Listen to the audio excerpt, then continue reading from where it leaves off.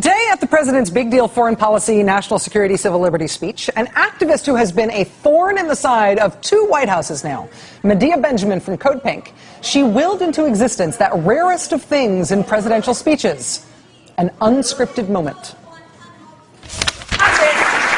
So today, once again, today, these desperate people. I'm about to address it, ma'am, but you got to let me speak. I'm about to address it. Commander-in-Chief. Let me address it. Close Guantanamo today. Why don't you let me address it, ma'am? Those 86 prisoners. Why don't you sit down and I will tell you exactly what I'm going to do.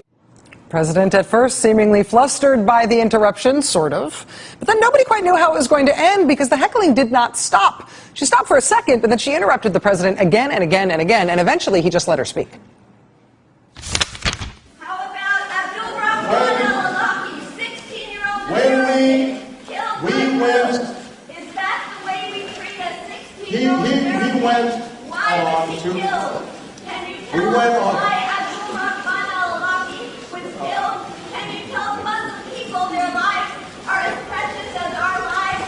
Can you take the drones out of the hands of the CIA? Can you stop the signature strikes killing people on the basis of suspicious activities? We're addressing that. Apologize to the thousands of Muslims that you have killed.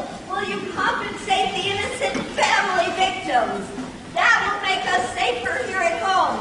I love my country. I love the rule of law. The drones are making us less safe, and keeping people in indefinite detention in Guantanamo is making us less safe. Abide by the rule of law. You're a constitutional lawyer. All that while, this was the look on the president's face. Listening. Standing there listening at what is supposed to be his own speech. But the look of a maybe flustered president being heckled at extraordinary length. We're addressing that, ma'am. Eventually seemed to give way to something else.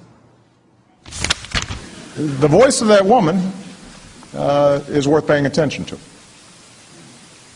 Obviously,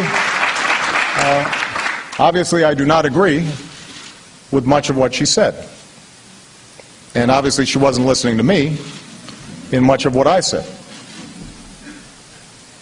But these are tough issues. And the suggestion that we can gloss over them is wrong. The activists at Code Pink and Medea Benjamin are not trying to make friends. They are out to be disruptive to those with whom they disagree.